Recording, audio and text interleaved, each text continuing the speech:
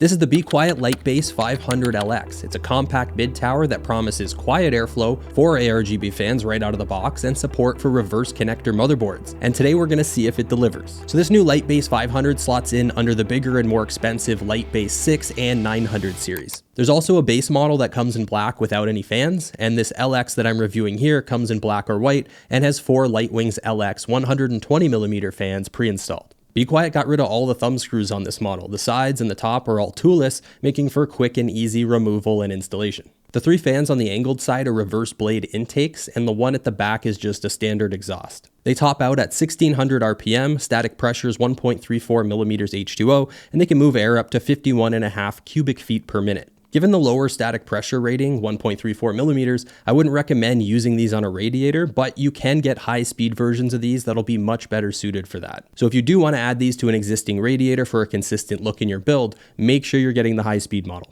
And speaking of radiators, the manual says you can't mount them on the side at all, but according to the product webpage, you can as long as they're no larger than 240 millimeters. Now, this doesn't look like the best place to mount a radiator anyway because there's just not a lot of space. Up top, there's room for either 3 120 or 2 140 millimeter fans, and radiators fit all the way up to 360 millimeters. We've got the pre-installed 120mm Lightwings LX fan at the back. That spot can also take a 140mm fan if you want to change it out, or it can take a 120mm radiator. And down at the bottom, you can fit another 3 120mm fans. So altogether, if you max this thing out with 120mm fans, that's going to give you a total of 10, which is a lot for a small case like this. There's your fan mounts. Just like the top, you can't remove anything down here. And we have 4 padded feet as well to help reduce slipping and vibrations, and they sit pretty tall, so it should allow a lot of fresh air to reach the bottom area if you install some intake fans down there. Underneath the top panel, there's no dust filter, and that's all right because most people are going to be using that area for exhaust. And I do want to mention that the fan or radiator mount at the top here is not removable, so you're going to be mounting your hardware the old-fashioned way. What is removable up here though, if you take out this screw, you can slide out the angled side fan mount to make it easier to get your fans installed. The I/O panels along the front edge, there's a reset switch, audio jack, USB 3.2 Type A, power button, another USB 3.2 Type A, USB 3.2 Gen 2 Type C, and an RGB controller button. Around back we have the PSU and I/O shield cutouts, but notice there's 2 options for mounting the PSU, one at the top and one at the bottom. To open up the lower option, you have to move this panel that's attached to a fan controller, and I'm going to show you that in just a minute. And just like the higher end Lightbase cases, the PCIe expansion slots can be configured to support vertical GPU setups right out of the box. It's nice to have a properly integrated solution for vertical GPU mounting so you don't have to rely on third-party brackets and stuff.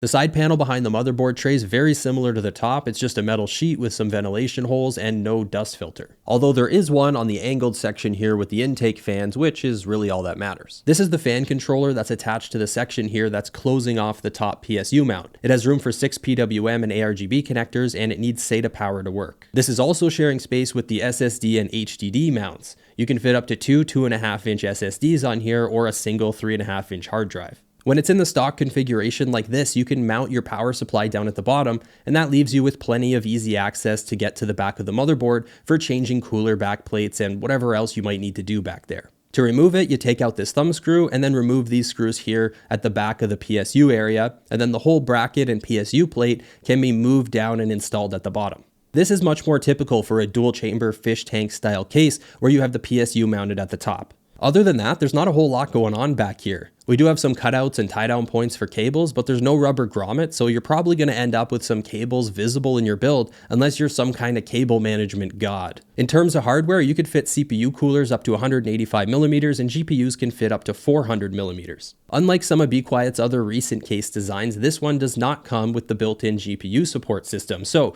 you're going to have to rig something up yourself to keep your GPU from sagging. The hardware I'm using in this build is the Intel Core i7-13700K and an ASUS Z790 Prime motherboard with 32GB of DDR5 memory from G.Skill. It's being cooled by a Be Quiet PureLoop 3LX 360mm liquid cooler, and the GPU is the ASUS Strix RTX 3090. I added 3 additional 120mm Lightwings LX reverse bladed fans to the bottom to maximize airflow so we can see the true limits of cooling performance and noise. Once you get hardware installed, you can really start to understand how compact everything is. Yes, it supports full-size hardware, but there's not a lot of room to work in here. Just look at how tight the clearance is between the AIO and the top of the motherboard. And even though it's a dual chamber design, it's a tight space to cram your power supply, all your cables, the fan controller, and potentially some HDDs or SSDs. It was a bit frustrating to get all my cables in here, but to be fair, I do have extensions on there, which adds to the problem, and I do think it would be at least a little bit easier if you didn't use those. I also ran into an issue trying to install my GPU vertically. There just wasn't enough room between the back of the GPU and the PCIe slot to fit my riser cable. It ended up putting a ton of pressure on the back of the card, and it was sort of pushing the end of it out, so I ended up just mounting it horizontally instead. And there's also limited space for GPU support, especially if you fill up the bottom with fans. I ended up having to put mine right onto the fan casing, but it is working and seems fine.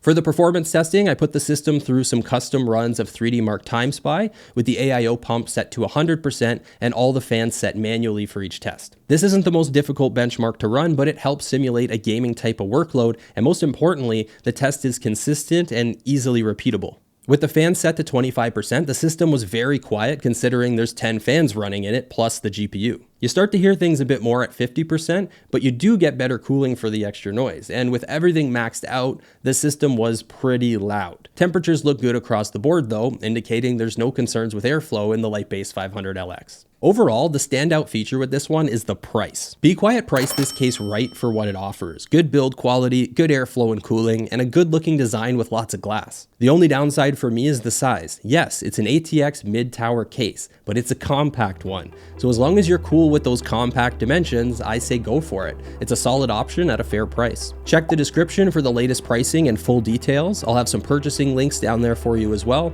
Give the video a thumbs up, get subscribed for more content, and we'll see you soon.